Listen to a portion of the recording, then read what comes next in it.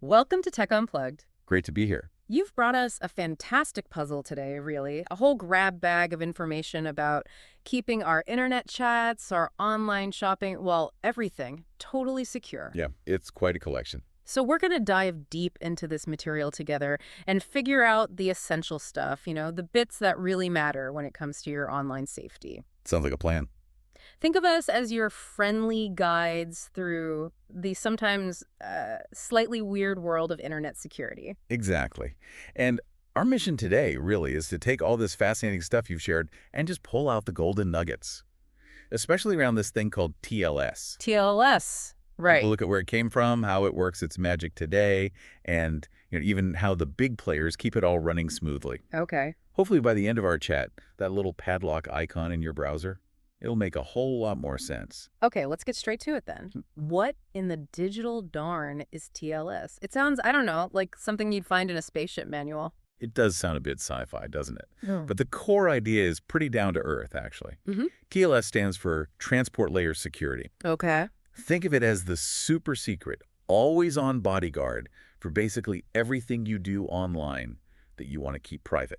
Like email, banking. Exactly. Reading your emails, doing your online banking, even just browsing. Make sure that the information zipping back and forth between, say, your computer and the website is scrambled up. Scrambled. Yeah, encrypted.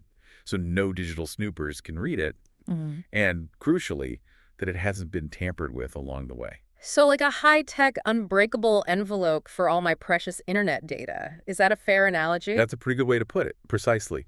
Whether it's your credit card details or just, a private message to a friend, once it's inside that TLS envelope, it's protected. From prying eyes. From prying eyes. This encryption means that even if someone manages to intercept the data somehow, it just looks like complete gibberish without the special key to unlock it.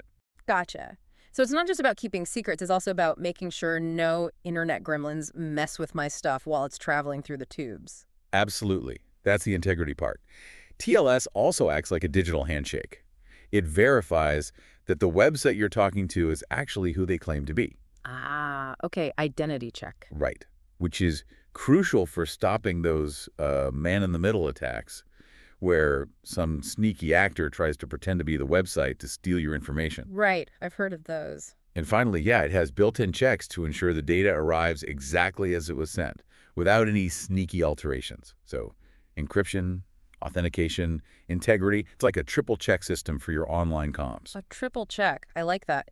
So you mentioned it evolved. It wasn't always this super secure TLS we have today. That's right, no. TLS grew out of an older system called SSL. SSL, Secure Sockets Layer. Yeah, it's the one. Think of SSL as TLS's slightly less evolved, maybe slightly less cool ancestor. We can take a quick trip down memory lane. The initial widely used version was SSL 3.0, and let's just say, it had a few security surprises back in the day. Security surprises sounds like a soap opera for tech nerds. It was a bit dramatic in the digital world. Those surprises led to the development of more robust versions, eventually becoming the TLS we know and use today, like TLS 1.2 and the latest and greatest TLS 1.3. 1.2 and 1.3. Okay. And it's funny you mentioned surprises, because even relatively recent versions of TLS, like 1.0 and 1.1, are now considered risky. They're being retired. Retired already? Wow. Yeah, big players like Apple, Mozilla, Google, they're phasing them out because clever folks discovered security weaknesses over time. So browsers are pushing this. Definitely. You might find it interesting that browsers like Firefox now have a minimum requirement of TLS 1.2. Okay. They even briefly tried to ditch the older versions entirely a while back, but that caused a bit of a stir. A stir? Like what? Did the internet suddenly break for some people? Almost. Yeah, there were situations where people couldn't access important websites.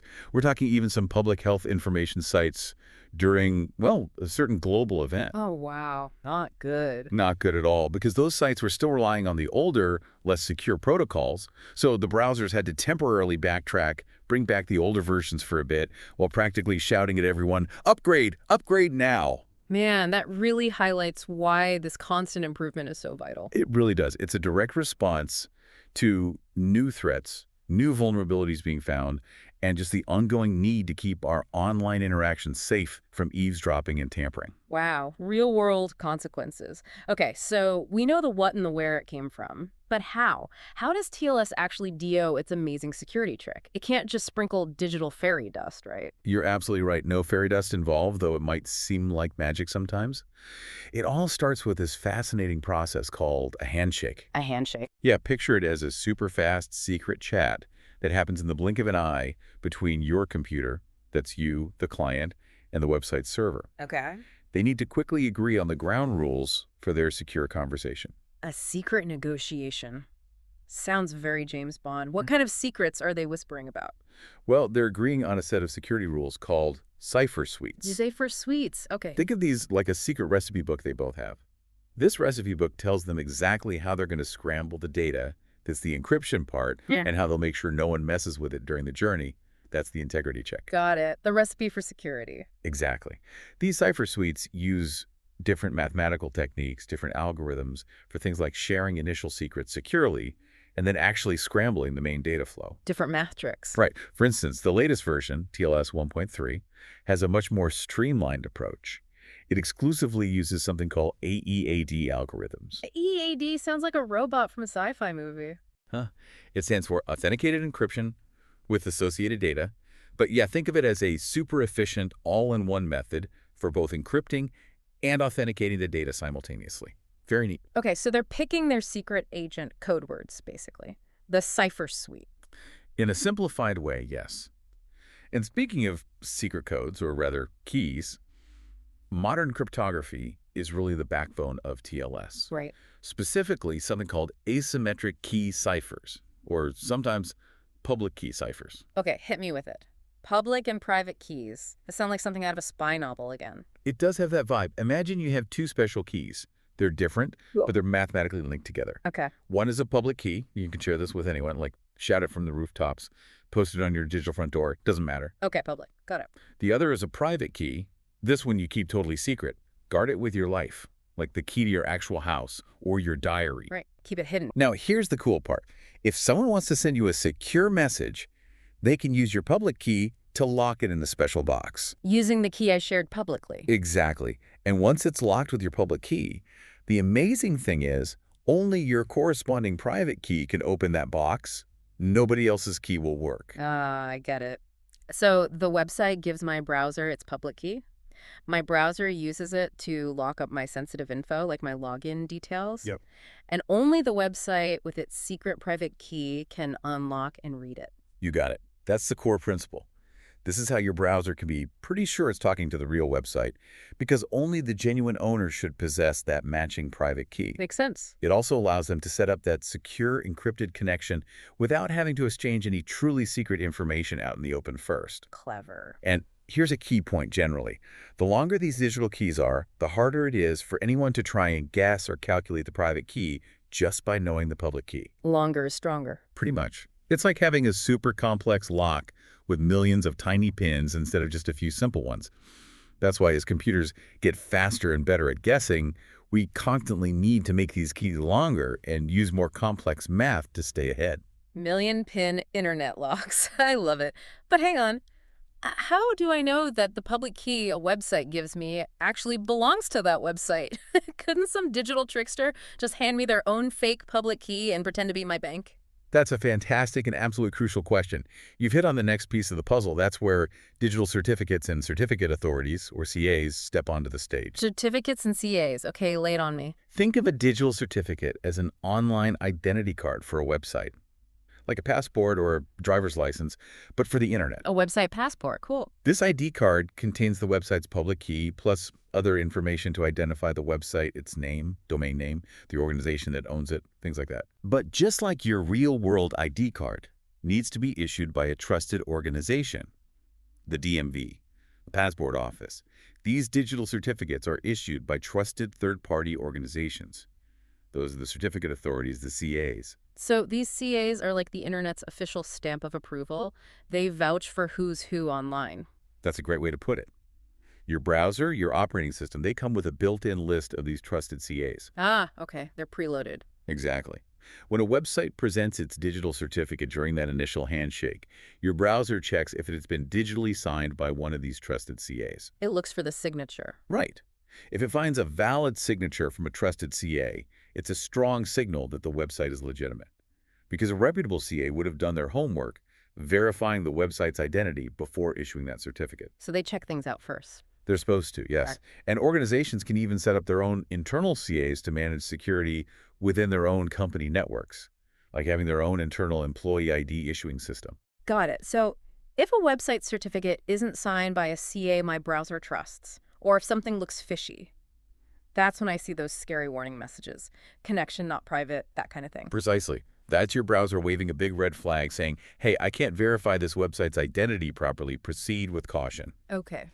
And just like your driver's license has an expiration date, these digital certificates also have a limited lifespan. They expire. They don't last forever. Nope. And that's why managing these certificates is a really big deal for organizations. It's a constant task. Yeah. If they forget to renew them, well, that causes problems. Like what? Like users suddenly getting those scary warning messages, even for legitimate sites, or sometimes not being able to connect at all. And it's not just the main website certificate. Sometimes intermediate certificates in the chain of trust expire, causing similar issues. Yeah, think of it like needing the notary stamp on your ID application to be valid too. If any link in that chain breaks, the whole thing can fall apart. These kinds of expiration mishaps can be surprisingly common and can lead to websites suddenly becoming inaccessible, causing major headaches. Sounds like a digital moment that could cause a lot of headaches. Yeah. Okay, so we've got the handshake, the secret keys, the digital IDs, the certificates, and CAs. Now, you mentioned TLS 1.3 has some cool improvements. What makes it the VIP of internet security? Ah, yes. TLS 1.3 really did bring some significant upgrades, big steps forward, especially when it comes to speed and security. Speed and security, the magic combo. Exactly. One of the most interesting features is something called zero RTT resumption. Zero RTT. Zero. Round trip time. You got it. Zero round-trip time resumption. Yeah. Imagine you're a regular at a coffee shop, right? Yeah. They recognize you. They already know your usual order. Saves time. That's kind of what zero RTT is like for websites you've securely visited before. Your browser can use previously agreed upon keys to establish a new secure connection much, much faster. Sometimes in practically zero extra time compared to an unsecured connection. A speed pass for secure browsing sounds fantastic. But, is there a catch? Is it secretly less secure for being so fast? That's the right question to ask. There are some things to be mindful of, yeah. Mainly concerning potential replay attacks with this early zero RTT data. Replay attacks. Imagine someone intercepts your usual coffee order request and tries to send it again later, maybe to charge you twice or cause some other mischief. The server might mistakenly process it again. Ah, okay, so that they could repeat my first message. Potentially, yes, if not handled carefully. Hmm. So servers need to have specific safeguards in place to prevent this kind of trickery when they allow zero RTT, like keeping track of recent requests to make sure they're not duplicates. Got it. Needs careful implementation. Very much so. But another huge win for TLS 1.3 is that it makes forward secrecy mandatory. Forward secrecy. We touched on that, right? What is it again exactly? It's a really crucial security property. Essentially, it ensures that even if a server's long-term secret private key ever gets compromised in the future, say, stolen by hackers years down the line, your past conversations with that server remain secure. How does that work? Because with forward secrecy, the actual keys used to encrypt each individual session are temporary. They're generated for that specific conversation and then discarded. They aren't derived directly from the server's main private key in a way that lets you decrypt old traffic if you steal that main key later. Ah, so it's like having a lock that automatically changes its combination after every single use. That's a great analogy.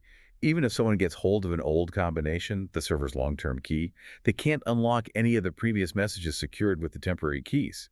TLS 1.2 supported forwarded secrecy, but 1.3 requires it for most handshake modes. So TLS 1.3 is like the souped-up, extra secure sports car of internet security. Makes sense why everyone's pushing to upgrade. Pretty much, yeah. It cut out a lot of the older, less secure options and streamlined the process. But, okay, with all this behind-the-scenes complexity, cipher suites, keys, certificates, expiry dates, forward secrecy, how do organizations, like big companies, actually manage all these TLS certificates, it sounds like, trying to herd digital cats? It can definitely feel that way. It's Yeah. a significant undertaking, absolutely. It starts with having clear policies. Rules of the road. Exactly. Yep. Rules about who can request these digital IDs, for what systems, what security standards they need to meet, like minimum key lengths, approved algorithms. Then you need to assign responsibilities, Who owns what? right? Often there's a dedicated certificate services team or something similar. They might handle the main relationships with the big commercial CAs, manage any internal CA the company runs, Hmm. sort of the central command. Okay. But then you'll also have certificate owners, maybe the team running a specific web server or application. They're responsible for the certificates on their specific systems, getting them installed, making sure they're renewed. Sounds like a lot of digital paperwork and potential for things to fall through the cracks. How do they keep track of everything and avoid those embarrassing expired certificate errors we talked about? Well, historically, it involved a lot of spreadsheets and calendar reminders. Oh, dear. Yeah, not ideal. So, more and more, organizations are turning to automation, thank goodness. Robots to the rescue. Pretty much. Think of it like having a robot assistant, specifically for certificate management. There are platforms called Certificate Lifecycle Management, CLM tools. LM. These platforms are becoming essential. They can automatically discover all the certificates hiding within a company's digital environment, on servers, in the cloud, everywhere. Find all the cats. Find all the cats. Then they handle the whole life cycle, Yeah. requesting new certificates, getting them approved and issued, automatically installing them on the right systems. Provisioning. Exactly. And, crucially, automatically renewing them before they expire. And even handling revocation if a certificate is compromised or no longer needed. Oh, wow, that sounds much better than spreadsheets. Oh, miles better.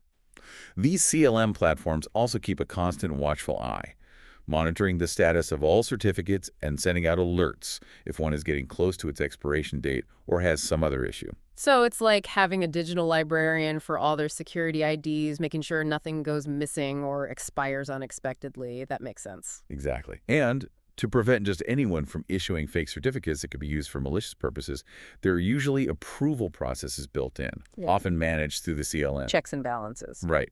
For certificates requested by individuals within an organization, maybe their manager or the local team responsible for that application needs to give the thumbs up, verifying the request is legitimate. Okay.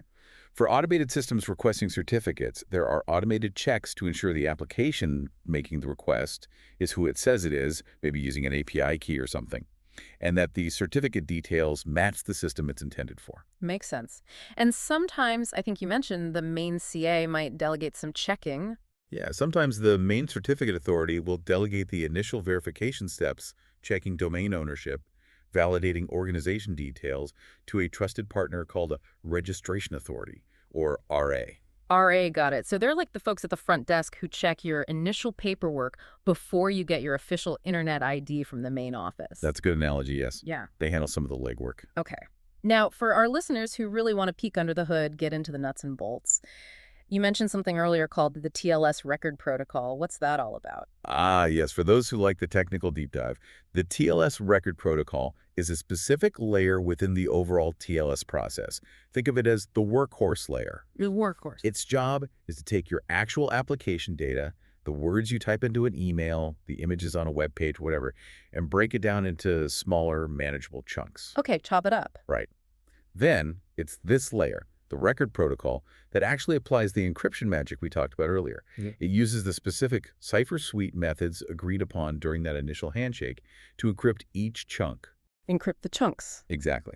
It also does some other important things, like adding extra bits of data called message authentication codes, or MAs, in older TLS versions, to help ensure the integrity of each chunk, making sure it hasn't been altered. And sometimes it adds padding, extra random data, to make it harder for attackers to guess the size of the actual sensitive information being transmitted based on the encrypted chunk size. So it hides the size too. Clever. Can do, yes. And in TLS 1.3, this record protocol uses those efficient AEAD algorithms we mentioned, providing that combined encryption and authentication for each individual piece of data as it flows. So it's like the packing and security team for my data before it gets sent out on its internet adventure. They wrap it up securely, put tamper-proof seals on it, maybe put it in different size boxes so no one knows what's inside. Precisely. That's a really good way to visualize it. They prepare each piece for safe transport. Okay. And you mentioned this whole journey hasn't always been smooth sailing. There have been attacks against TLS and SSL. Oh, absolutely. And sadly, it continues. These vulnerabilities are a major reason why the protocol is constantly being updated and improved. It's an ongoing process. Like what kind of attacks? Well, we've seen some really clever and damaging ones over the years. Things that could, for example, trick a server into revealing bits of its private memory, potentially exposing sensitive data like private keys or user passwords. The infamous Heartbleed bug was one like that. Heartbleed, right. I remember that Yeah, name. that was a big one. We've also seen attacks that find weaknesses in certain older encryption methods or modes of operation, allowing sneaky individuals to potentially decrypt parts of the supposedly secure data, especially if they can manipulate the connection in certain ways. Poodle, beast, crime, they all have these acronyms. Sounds like a rogues gallery. It kind of is. This ongoing game of cat and mouse, security researchers finding flaws, protocol designers and developers patching them, attackers looking for new angles, is exactly why staying up to date with the latest TLS versions and recommended configurations is so incredibly crucial for online safety. You can't just set it and forget it. Sounds like a never-ending digital arms race. Okay, one last area you touched on. You mentioned something about organizations sometimes inspecting internal TLS traffic. That sounds counterintuitive, a bit like opening someone else's mail, digitally speaking. It definitely raises some important questions, you're right. It touches on that classic balance between security and privacy. How so? Well, while TLS is fundamentally designed to provide secure private communication between 2 points, some organizations, based on their internal security policies and risk assessments, might choose to implement systems that decrypt and inspect TLS encrypted traffic within their own controlled networks. Why would they do that? Yeah. Isn't encryption the goal? The idea, or the argument for it, is that if attackers manage to breach the network perimeter, get inside the castle walls, so to speak, they might then try to use encrypted TLS connections to hide their harmful activities. Like hiding in plain sight, but encrypted sight. Exactly. They might use TLS to communicate with their command and control servers outside the network, or to move laterally within the network, or to exfiltrate stolen data. By decrypting and inspecting this internal traffic, these organizations hope to spot those hidden threats, malware, C2 traffic, data theft attempts, policy violations that would otherwise be invisible inside the encrypted tunnel. Okay, I see the logic from a threat detection perspective, but isn't that kind of defeating the purpose of having end-to-end encryption in the first place? And what about the privacy of employees or users on that network?